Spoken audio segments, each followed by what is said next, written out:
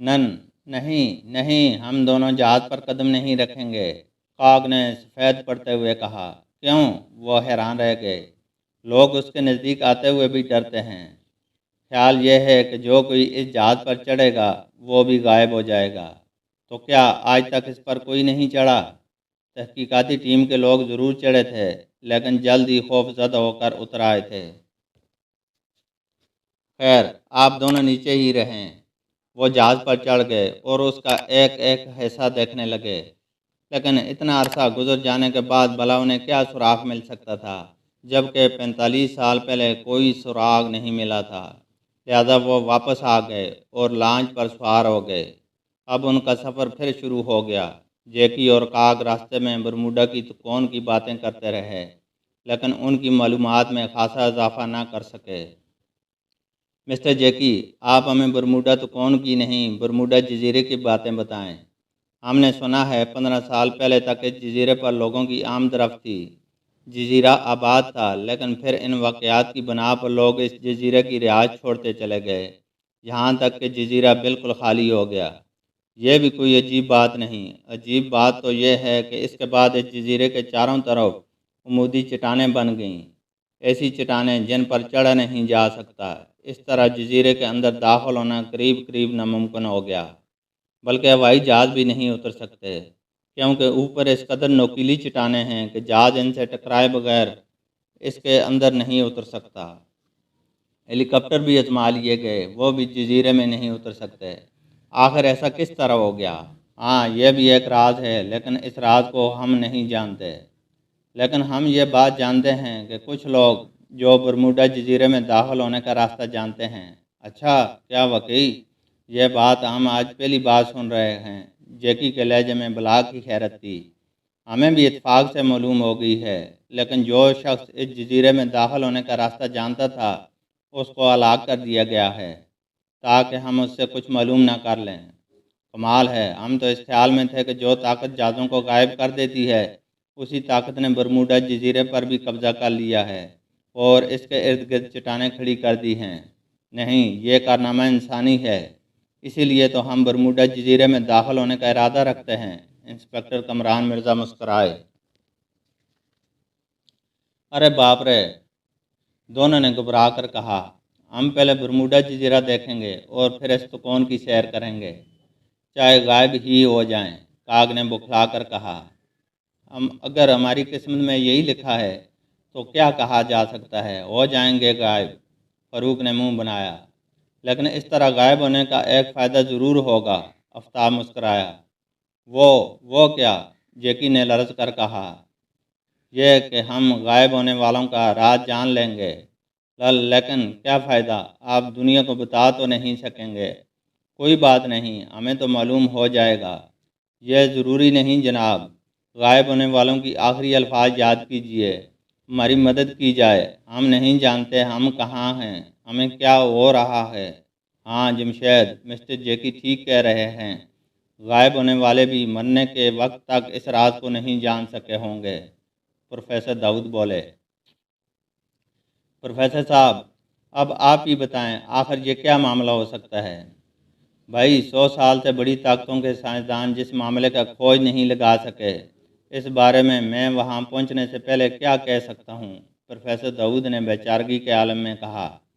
اس کا مطلب ہے وہاں پہنچنے کے بعد آپ کچھ جاننے کی کوشش کریں گے؟ کوشش ضرور کروں گا، لیکن کامیابی کی امید 1% بھی نہیں ہے۔ خیر، دیکھا جائے گا۔ اور اب اگر اجازت ہو تو ہم ایک بار پھر اپنی مہابھارت شروع کر لیں۔ ان دونوں حضرات کے آ جانے کی وجہ سے ہماری محاورات کی جنگ، باتوں کے دنگل اور نوک جھوک کے طوفان کا پروگرام درمیان میں رہ گیا تھا، فاروق نے گویا یاد دلایا۔ ہاں ضرور، کیوں نہیں، لیکن بھائی پہلے نماز کا وقت ہو چکا ہے۔ انہوں نے وضو کیا اور نماز ادا کرنے لگے۔ جیکی اور کاگ حیرت زدہ انداز میں انہیں دیکھنے لگے۔ سمندر کا حال۔ نماز سے فارغ ہوئے تو جیکی نے حیران ہو کر کہا، یہ آپ لوگ کیا کر رہے تھے؟ اللہ تعالیٰ کی عبادت کر رہے تھے، جس طرح آپ گرجوں میں جاتے ہیں نا اور 8 دن میں 1 بار عبادت کرتے ہیں، اسی طرح ہم اپنے اللہ کی دن میں 5 بار عبادت کرتے ہیں، اشفاق نے انہیں بتایا۔ ہر روز 5 بار؟ جیکی نے حیران ہو کر کہا، ہاں، بلکہ کچھ عبادت گزار بندے تو اس کے علاوہ بھی عبادت کرتے ہیں، وہ زائد نمازیں بھی پڑھتے ہیں، لیکن ہماری عبادت اور آپ لوگوں کی عبادت میں بہت فرق ہے۔ فرق ہے؟ وہ کیوں؟ ہم اللہ کو ایک مانتے ہیں، اس کا مطلب یہ ہے کہ اس جیسی طاقت کسی میں نہیں، وہ ساری کائنات کا واحد مالک ہے، جو چاہے سو کر سکتا ہے، کوئی اس کو روکنے یا ٹوکنے والا نہیں، اس کے کاموں کو کوئی نہیں جان سکتا۔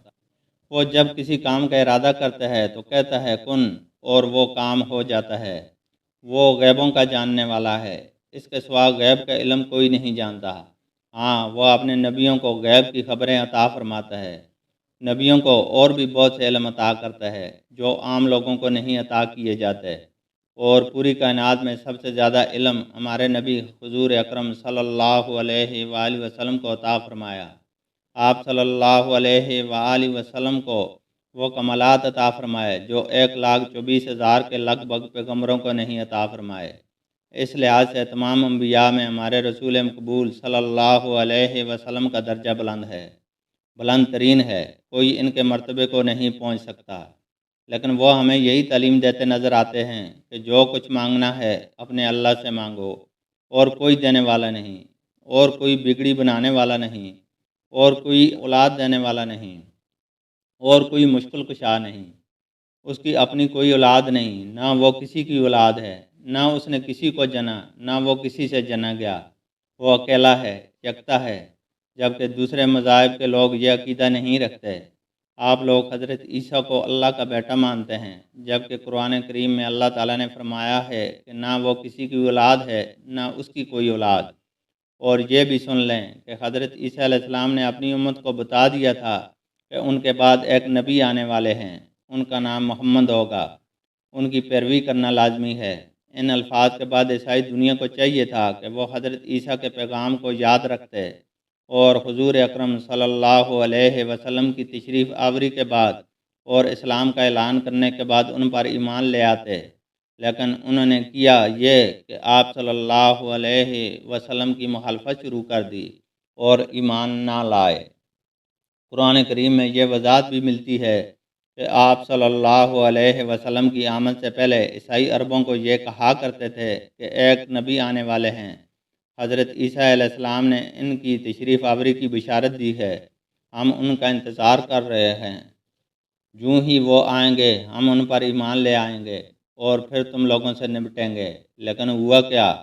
حضور نبی اکرم صلی اللہ علیہ وآلہ وسلم چونکہ عرب میں پیدا ہوئے اور وہیں انہوں نے اپنی نبوت کا آغاز کیا، اس لیے انہوں نے آپ صلی اللہ علیہ وسلم کی نبوت کو نہ مانا، حالانکہ آثار اور نشانیاں سب کچھ ان کی کتاب کے عین مطابق تھیں۔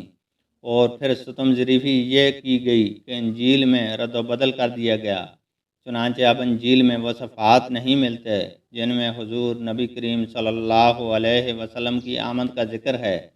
وہ صفحات رہنے دیے جاتے تو پوری عیسائی دنیا اسلام قبول کرتی، لیکن اس سید کے سرکردہ لوگوں نے اس طرح اپنا کاروبار بند ہوتے دیکھا اور انجیل کے الفاظ بدل دیے۔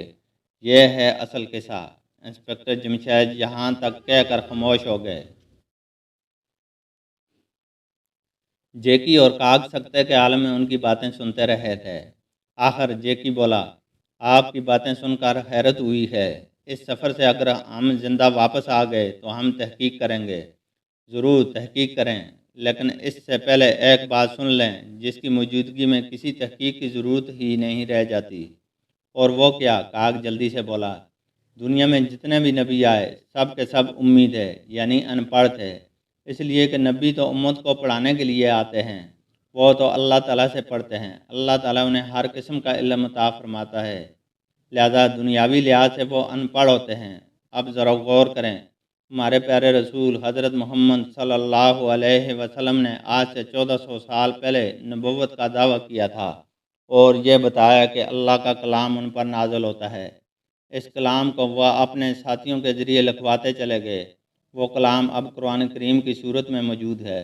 پہلی بات تو یہ ہے کہ اس قدر بڑی، جامع اور کائنات کے علوم کو گہرے ہوئے کتاب ایک ان پڑھ آدمی لکھوا ہی نہیں سکتا۔ اگر مشکل سے فرض کر لیں کہ کسی طرح لکھوا دیتا ہے تو اسے رہتی دنیا تک کے حالات کا کس طرح پتہ ہو سکتا ہے؟ قرآن کریم میں رہتی دنیا تک کے حالات درج ہیں، اور آپ صلی اللہ علیہ وسلم کی احادیث میں بھی قیامت تک کے حالات بتائے گئے ہیں۔ قرآن کریم میں ایسی عجوبہ باتیں بھی ہیں جن کو آج کی سائنسی دنیا نے تسلیم کر لیا ہے۔ ان کے خاموش ہونے پر جیکی نے بھرائی ہوئی آواز میں کہا، واقعی یہ باتیں بہت حیرت انگیز ہیں، اور اس کا مطلب تو یہ بنتا ہے کہ ہم گمراہی میں پڑے ہوئے ہیں، مسلمان درست راستے پر ہیں، درست مذہب پر ہیں۔ ہاں، یہی بات بتانے کے لیے میں نے یہ تفصیل بیان کی ہے، انسپکٹر جمشید پرجوش انداز میں بولے۔ ہم وعدہ کرتے ہیں واپسی پر تحقیق کریں گے، اور اگر آپ کی باتیں بالکل درست ثابت ہوئیں تو عیسائیت چھوڑ دیں گے۔ ضرور، کیوں نہیں، تحقیق بہت اچھی بات ہے، انسپکٹر جمشید بولے۔ کچھ دیر کے بعد پھر خاموشی چھا گئی۔ آخر مکھن بولا، آپ برموڈا ٹرائی اینگل کے بارے میں کچھ اور نہیں بتا سکتے؟ جو باتیں ہمیں معلوم تھیں یا جو یاد آئیں بتا دی ہیں، کوئی اور بات یاد آئی تو وہ بھی بتا دیں گے۔ شکریہ کہ یہ واضح ابھریں۔ اس کا مطلب ہے ہم ایک بار پھر آزاد ہیں؟ ہاں، بالکل آزاد ہیں، خوب پیٹ بھر لو۔ لیکن برموڈا کا ساحل آنے کے بعد تمہاری چھٹی بالکل ختم۔ انسپکٹر کمران مرزا نے منہ بنایا۔ ہمارے ذہنوں پر بھی دراصل وہ تو کون چھائی ہوئی ہے، ان حالات میں ہم باتیں کر ہی کیا سکیں گے؟ آصف نے منہ بنایا۔ یہ اور اچھی بات ہے کہ تم کچھ باتیں نہ کر سکو۔ انسپکٹر جمشید خوش ہو گئے۔ خیر، ایسی بھی بات نہیں، برموڈا پر تو باتیں ہو ہی سکتی ہیں۔ فاروق مسکرایا۔ او ہاں، ٹھیک ہے، ہم ضرور اس پر بات کریں گے۔ ہو سکتا ہے باتوں باتوں میں کوئی کام کی بات منہ سے نکل جائے۔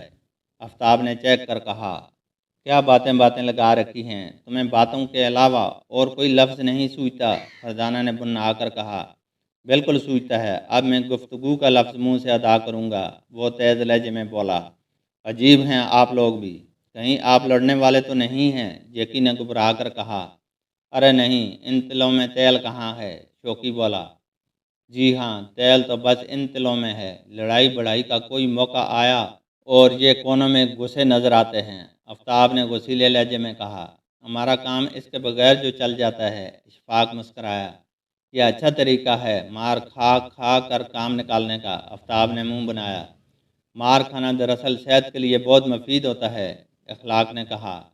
لیکن بھائی اخلاق، تم کوئی خاص صحت مند تو نظر نہیں آ رہے۔ فاروق کے لہجے میں حیرت دار آئی، میں مار کم کھاتا ہوں نا، اس معاملے میں شوکی بھائی سب سے آگے ہیں۔ اس نے جھٹ کر کہا، اے خاموش ورنہ مار بیٹھوں گا۔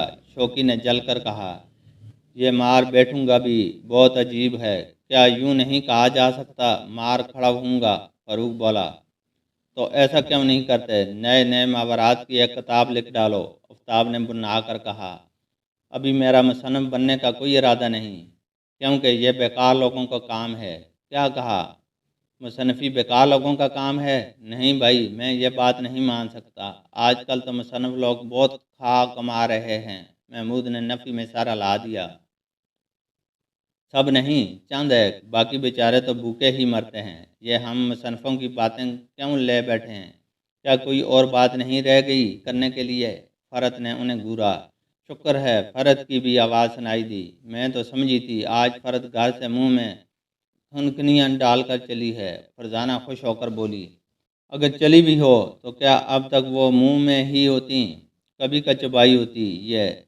فاروق نے منہ بنایا، لیکن تم جلے کٹے کیوں جا رہے ہو؟ فرزانہ کی صحبت کا اثر ہو گیا ہے، بلکہ اس کی جوتی کا اثر ہو گیا ہے۔ او ہو، یہ تو بہت خطرناک اثر ہے، سنا ہے اتارے نہیں اترتا۔ آصف گھبرا کر بولا، کیا؟ کون سا اثر؟ پروفیسر داؤد بے دھیانی کے عالم میں بولے، جی، جوتی کا اثر۔ جوتی کا اثر؟ کیا مطلب؟ کیا جوتی کا بھی کوئی اثر ہوتا ہے؟ پروفیسر داؤد کے لہجے میں بلا کی حیرت تھی۔ لیجئے، جوتی کا اثر نہ ہونے کی بھی ایک یہی بات کہی آپ نے، ان کو تو کسی بھی چیز کا اثر ہو سکتا ہے۔ ہاں، یہ بات تو ٹھیک ہے، مثلا مجھ پر برموڈا کا اثر ہو رہا ہے اور میں خود کو غائب محسوس کر رہا ہوں۔ ہاں، رحمان نے کہا، ارے باپ رے، ہم برموڈا کی حدود میں پہنچے نہیں اور اثر شروع ہو گیا۔ شوکی کانپ اٹھا، ویسے کتنا مزہ آئے گا اگر… فاروق کہتا کہتا رک گیا، چہرے پر مسکراہٹ تھی، اس طرح تو ضرور ہی مزہ آئے گا اگر تم درمیان میں اٹک جاؤ گے۔ محمود نے اسے گھورا، میں کہہ رہا تھا کتنا مزہ آئے گا اگر ہم سب برموڈا کی تکون میں کچھ لمحوں کے لیے غائب ہو جائیں۔ یعنی انشاجہ کی اسی جہاز کی طرح جو ہمارے ملک میں 3 گھنٹے دیر سے پہنچا، لیکن جہاز کے مسافروں کی گاڑیاں وہی ٹائم بتا رہی تھیں جو اس کے پہنچنے کا تھا، اور جہاز کا تیل بھی اتنا ہی خرچ ہوا تھا جتنا روز ہوتا تھا، بلکہ فاصلہ بھی جہاز نے وہی بتایا جو وہ روزانہ طے کرتا رہا ہے۔ ظاہر ہے 3 گھنٹہ تک وہ برمودا تو کون میں رہا، ان 3 گھنٹوں کا حال اس جہاز کے عملے اور مسافروں کو بالکل معلوم نہیں۔ اچھا، تو آپ لوگوں کے ساتھ بھی ایسا واقعہ ہو چکا ہے؟ جیکی چونک کر بولا۔ ہمارے ساتھ نہیں، انشارجہ سے روانہ ہو کر ہمارے ملک کے ایئرپورٹ پر پہنچنے والے ایک جہاز کے ساتھ، فاروق نے وضاحت کی۔ اس کا مطلب ہے اس قسم کے واقعات اب 3 سے زائد ہو چکے ہیں۔ 3 واقعات تو ہمارے علم میں بھی ہیں۔ یاد آیا، ایک جہاز کے عملے کی طرف سے یہ پیغام موصول ہوا تھا، یعنی آخری پیغام: سمندر ویسا نہیں ہے جیسا ہونا چاہیے، سمت بتانے والے قطب نما ہمیں راستہ نہیں بتا رہے، ہماری مدد کریں، ہم نہیں جانتے ہمیں کیا ہو رہا ہے۔ یہ تھا وہ آخری پیغام جو ایک جہاز سے موصول ہوا، اور پھر ان کی آواز نہ سنی گئی۔ جیکی حسرت زدہ آواز میں بولا، میرے جسم میں سنسنی کی لہریں اٹھ رہی ہیں، خوف سوار ہو رہا ہے خواص پر، منور علی خان نے ڈرے ڈرے انداز میں کہا۔ اور منور علی خان، تم ہی ہمارے درمیان وہ واحد آدمی ہو جو برموڈا جزیرے کو پہلے ایک دفعہ دیکھ چکے ہو، لیکن اب برموڈا جزیرہ بھی پہلی حالت میں کہاں ہے، اور وہ لوگ کہاں ہیں جو ہمارے راستے میں روڑے اٹکا رہے تھے، ہمیں اس معاملے میں دخل دینے سے روک دینا چاہتے تھے، اب ان سے سامنا ہی نہیں ہوا۔ وہ یہ محسوس کر چکے ہیں کہ ہم ان کی ایک نہیں مانیں گے اور نہ کوئی چلنے دیں گے، اس لیے بیچارے مایوس ہو کر الگ ہو گئے۔ آصف نے خیال ظاہر کیا، ہاں، یہی کہا جا سکتا ہے۔ یہ بات بھی ہو سکتی ہے ان کا دائرہ کار مشترکہ ہو، اور جب کوئی شہر سے نکل جائے تو ان کا کام ختم، پر وہ آگے اطلاع بھیج دیتے ہوں گے کہ کچھ لوگ ہماری حد سے نکل کر آپ کی حد میں آ رہے ہیں۔ ضرور کوئی ایسی ہی بات ہوگی، اب یہ تو آگے چل کر معلوم ہوگا۔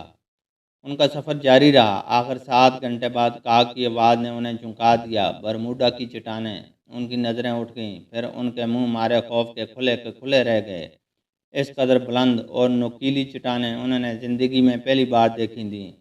وہ چاندی کی طرح سفید تھیں، یوں لگتا تھا جیسے ان پر برف منڈ دی گئی ہو۔